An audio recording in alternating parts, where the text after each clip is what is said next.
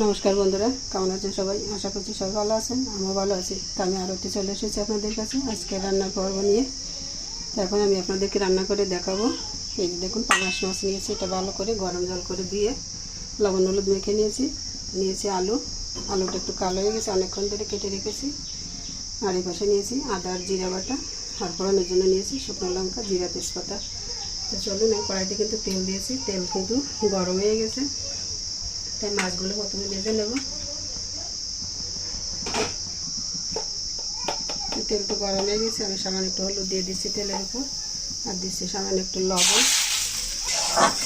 যেহেতু পাঙাশ মাছ, এটা বাঁচতে গেলে কিন্তু প্রচুর পরিমাণে তেল ছুটে আসে, তো দিয়ে দিচ্ছি। লবণ হলুদ দিলে কিন্তু একটু কম থেকে আশা করা যায়।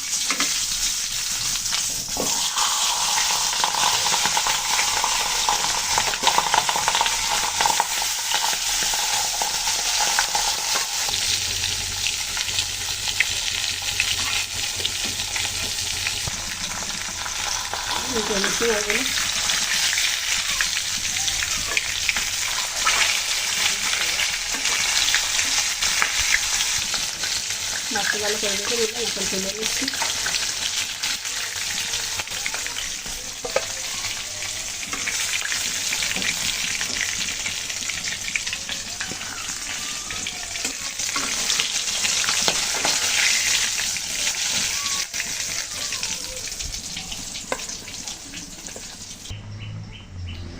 মাছটা তুলে নিলাম এতে সুন্দর করে।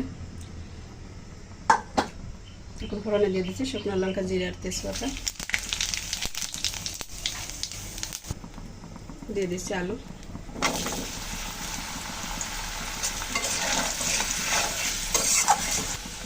সামান্য একটু হলুদ দিয়ে আলুগুলো একটু ভালো করে ভেজে নেব।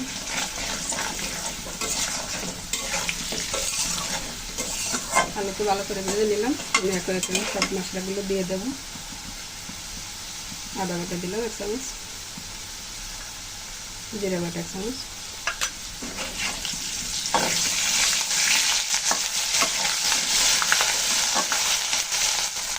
দিচ্ছি লঙ্কার গুঁড়ো 1 চামচ,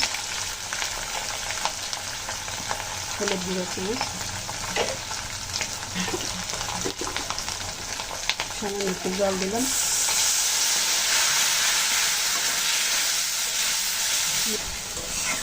মশলাটা যেন জলে না যায়, যদি হালকা একটু জল দিয়ে সুন্দর করে মশলা কষিয়ে নেব।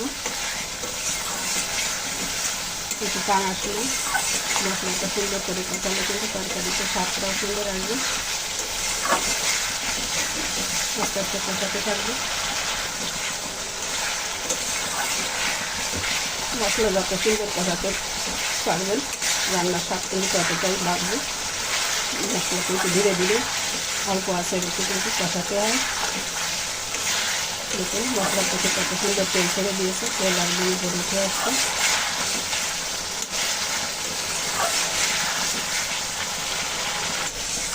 মশলা দিয়ে তরকারি কিন্তু সুন্দর করে কষানো হয়ে গেল। এখন মাছগুলো দিয়ে দেবো।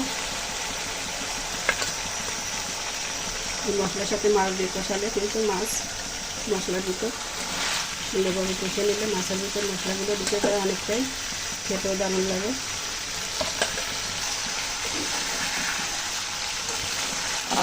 মশলার সাথে হালকাভাবে একটু নাড়াচাড়া দিয়ে আমি তারপরে তরকারিতে জল দিয়ে দেবো জলের জন্য।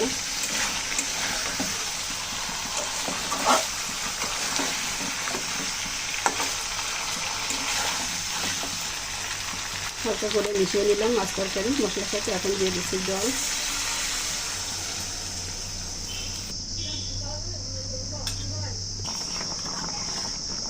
তরকারিতে কত সুন্দর জাল উঠে গেছে। এখন আমি লবণ দিয়ে দেবো পরিমাণ মতন, দিয়ে দেবো।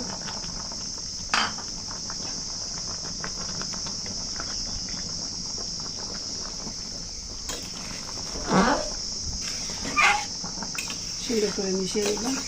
এখন ঢাকা দিয়ে রান্না করবো। ঢাকা দিয়ে রান্না করলে কালার কিন্তু চেঞ্জ হয়ে যাবে সম্পূর্ণ। সাথেই থাকুন। ঢাকনা তুলে নিলাম।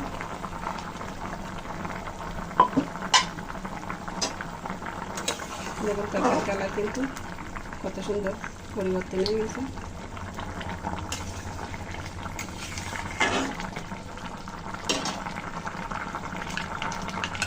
এই সময় আমি আবার একটু আদা দিয়ে দিয়েছি হাফ চামচ,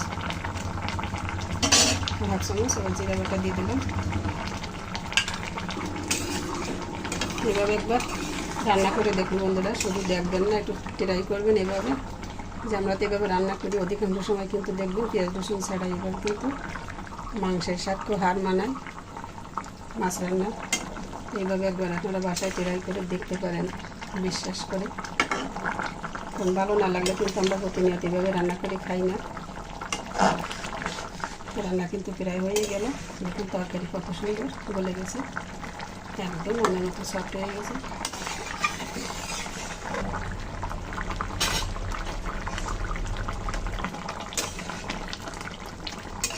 এখন আমি একটু ভাজা মশলা দিয়ে দেবো, দিয়েছি হাফ চামচ জিরার গুঁড়ো।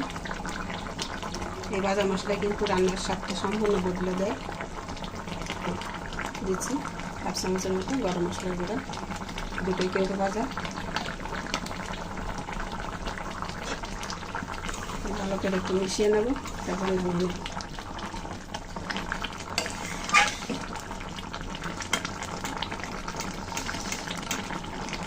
নাকটা তো সমস্যা হচ্ছে নাকি?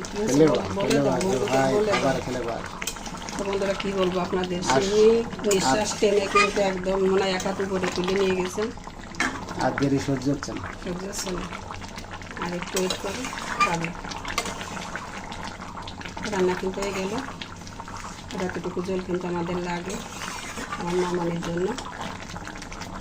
বন্ধুরা আমি এখন নামিয়ে নিচ্ছি, তারপরে আপনাদের দেখিয়ে দিচ্ছি।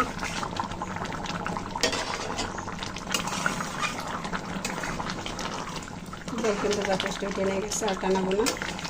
এখন আমি নামিয়ে নেবো, চোখা বন্ধ করে দিচ্ছি।